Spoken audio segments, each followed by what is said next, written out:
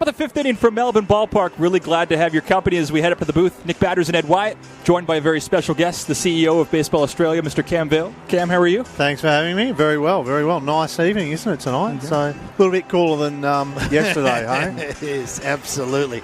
We had a scorcher. These two teams have been playing some very competitive games. It's pretty good stuff, isn't it? It's for all the disruptions this season, the on-field competitiveness and across the whole competition's been really even. So it's good to see. How hard has it been? I won't lie, it's been tough. Yeah. It's been one of the most challenging periods I've ever seen. But I heard John Deeble yesterday, and I think he summed it up really well in that everyone has largely pulled together to make this happen, from teams to the league to everyone in between, commentators, everyone. And I think we'll be really proud at the end of this season that we made that commitment to play. It's been really tough on the owners and the staff and everybody around the teams, but I think it's proven to be the right decision, and this is going to be a real breakthrough season for the ABL. Mitch Ellis takes over on the mound for the Melbourne Aces, the third pitcher of the game after Josh Tolles goes an inning and a third, doesn't allow a base runner. It's Andrew Campbell, Nick Cale, and Jared Walker, 1, 2, 3 in the Bandits order. Ellis, the right-hander out of the Kansas City Royals organization. One of the things we've heard from Deebs and in talking around the league is that the talent level this year in the Australian Baseball League is the best it's ever been. How rewarding is that, especially considering all of the challenges this year's season has faced? Yeah, it's been really good.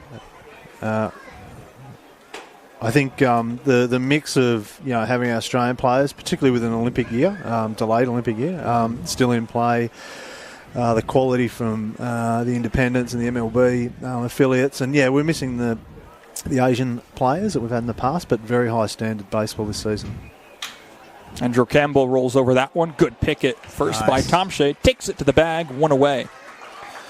Yeah, I think one of the great things that Nick and I talked about that first series, we stepped in here and just said, we're calling a baseball game. Yeah. And we were so excited. And the fact that we've been able to have a season and we've been able to work around it is just so important for the league, for the sport of baseball. It's just been, 100%. We needed it. Yeah, and we've done it, with all honesty. It's been tough yards, but very practical, very safe. Yep. And we haven't, thrown money at security bubbles and been very practical about it. And obviously we've had to adapt a few times, and it's certainly going to be, I'd say, the craziest schedule of games that anyone could imagine. But it's amazing how there's hardly been any complaints, as in we're playing. That's the main thing.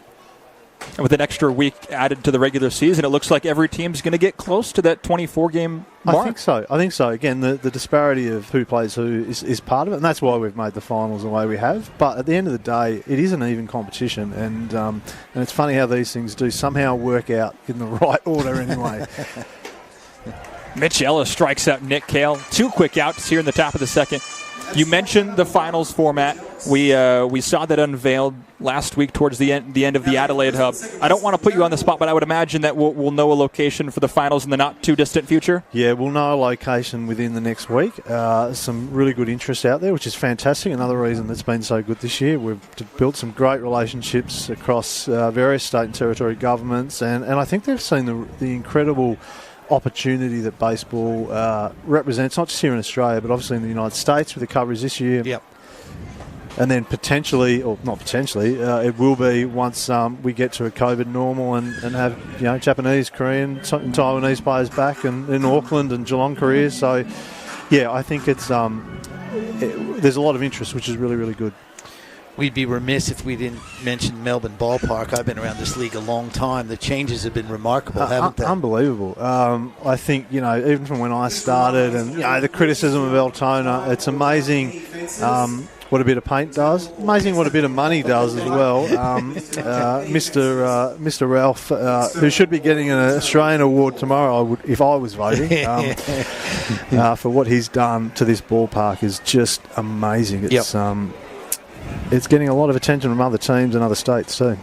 There's no other stadium in the league that has a video board quite like the one here in Altona. Yeah, and I think, nights like tonight, I'm in the southeast. It took me 25 minutes to get here. So, like anything, you cross town on a Friday night, it's a bit tough. But, this ballpark is this is if every ABL team had this, we'd be in a really good position as a league and as a sport. 3-0 Ellis on Jared Walker. And Walker draws a 4-pitch walk.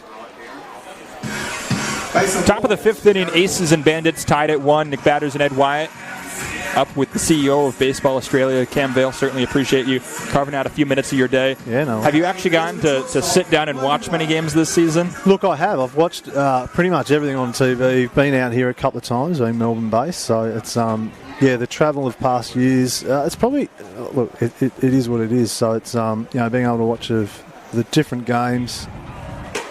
Particularly through Fox and KO, which again has been a huge uplift for the league this year, right? Like the interest and what that can do moving forward, I think is significant. The coverage out of the US has been great. You guys, the other commentators, everyone's doing a good job. Sportscast, hey? What about the coverage? Absolutely remarkable. So many different camera angles. I mean, the opportunity. We spoke with John Diebel in the dugout yesterday. Had Brian Flynn in the dugout today. It gives us a great chance as a sport to as I said, money helps do a lot of things, but geez, when you've just got really good partners that can commit and put the effort in, I mean, that's why we've got a real fighting chance as a sport in this country. Ellis, the 0-2 to Logan Wade, fouled back to the screen. I had the chance to be on the ground both in Brisbane and Adelaide for the Hubs. I'd be curious to get your take on how those went the first time that the league has tried something like this, the Hub model. Yeah, look, I think the Hubs will be part of the future with a blend of home and away. Look, in the perfect world, we wanted to have Geelong, Korea and Auckland, so 4 teams in the Hub. I think it's a pretty taxing schedule for the teams, but again, they committed. There was no complaints, so I think it'll be a mix moving forward because the Hubs give a great broadcast product. They provide a lot of benefit back to the state government, so SA government in this case, but at the same time that blend of the traditional sort of home and away series. So I think it's a bit of everything that can be the future, and certain teams might have a leaning to different directions. So it's a ball and 2 strikes on Logan Wade. Ellis, a move over to first. He's back in time. You're absolutely right about the KO partnership. Just the number of people who've interacted with me, able to see on KO in years past, they wouldn't necessarily be able to find it as easily. That's been a huge bonus. 100%. You're getting across other sports fans, and once you start to get that attention, that's when momentum can build. Good pitch there from Mitch Ellis. He strikes out. Logan Wade, we'll keep you around for a couple more minutes, ask you a few questions. Melbourne Aces, dance I mean, like we were saying, that the KO deal is fantastic, as well as having the games on Foxtel. Yeah, it's just so important, as I said, if you can get a bit more of that mainstream coverage, it adds a lot to what we're doing. And, we've got a really good core base of people that follow the sport, but to grow, we need to bring more new people into the game, and there's a lot to like about it. So I think, hopefully this will be the breakthrough year as far as Fox and KO goes. And the other thing that's important too, you're looking at Dave Nielsen right there. You've got guys like Dave Nielsen. You've got Peter Moylan. You've got big names that people not necessarily baseball fanatics know. Those guys staying around, giving to the league makes a big difference. Absolutely, and I think all the past players that put so much back in, all the people around Australian baseball, whether they're coaches or scouts, or there's a real commitment to want to see Australian baseball grow, and that's an asset to work off. So we really do punch above our weight in a lot of ways in baseball worldwide, and 6th ranked team in the world as well. It's not a bad effort, and the ABL is obviously a key part of making sure a lot of our Australian guys, guys like Darryl George, really important part of our national team, who then is working and making a living here. But without an ABL, I don't know if we could achieve the ranking that we currently have. How important is it for the landscape of baseball in Australia, especially with trying to qualify for the 2021 Tokyo Olympics, to have a season like this? Not many leagues are playing right now. Yeah, it's a big part of really trying to play this season. And when we were looking at, and honestly, I reckon there was about 48 different models we could have ran with this season. You get to the bare bones of maybe a tournament model to just get, the Aussie guys playing. So I think it's been really important. It was part of the reason even to just, it squeeze that extra week in, which, in the current climate, it's always a bit of a risk. But, again, the commitment of the owners and Baseball Australia has been able to make it happen. Matt Timms is a new pitcher. Nick for the Bandits, 34-year-old, 6'6", spent 1 year in the minors with the Braves. 7th year with the Bandits, career 6-10 record, 4.91 ERA coming into the season. So this Dave Nielsen continues to recycle or cycle through the pitchers here. It's a bullpen day for both teams. 6, 7, and 8 in the Melbourne Aces batting order. Gift Ngope, Chris Burke, and Kyle Perkins. Gift Ngope has been one of my favorite players to watch in this league. What does it do for the landscape of the league to have, whether it's a Gift Ngope, a Delman Young, or say a Johnny Field, a Donald Lutz, those former big leaguers playing in this league and playing key roles as well? Yeah, it's a real blend of that real blend of talent and obviously the Australian focus, but there's no doubt guys like Gift and Delman add an enormous amount to our league. A lot of credibility as well for players of that calibre, and they clearly are having an impact, and lifting the standard of the competition can only be good for Australia. The other thing I think that, and again I say this having been around for a long time, sometimes the mainstream media can be difficult, but social media has really been able to elevate this league. Yeah, it is. And even little things like the highlight packages and focusing on players from whether they're Australian players or MLB affiliates or whatever it might be is a big part of it. I think that's something I'm quite familiar with, having done the social media, but having WSC Sports on board this year for the social aspect across the teams, that's been a game changer. Well, and the technology makes it so easy on resources to be able to spit out those highlights, and I think that's an area where we can continue to grow and target specialized, selected markets, if you like, selected teams, locations to really promote our league. Ball and 2 strikes, Tim's on and Ngope. Count is even 2-2. It's also, we've also got the benefit, like basketball, like soccer, of being an international sport, right? We can plug into those Asian markets, the American market we've done this year.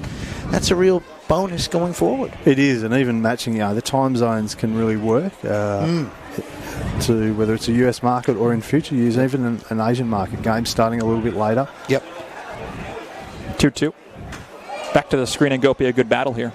And Perth, even with the challenge sometimes at Perth into the Australian night time, if you like, on the East Coast. But she's not far coming off a reasonable time on the East Coast in the United States in the morning. So, it's, we're trying to adapt and make that a focus. But at the same time, you want fans at your ballpark. So I don't think we'll be playing at 5 a.m. to suit a broadcast market. But I'll tell you what, in hearing in being from the United States and still having a lot of friends and connections over there, I heard from a lot of the family, friends, that they absolutely loved being able to watch the Australian Baseball League, whether I was commentating or not, being able to watch the league on major sports channels in their local areas. Yeah, it's a bit. I think it's going to be a big plus from playing this season and creating that awareness that's sort of there, but if you're not making it easy to, you don't want people sort of searching all over the place to find you. You want it on the TV screen at that remote.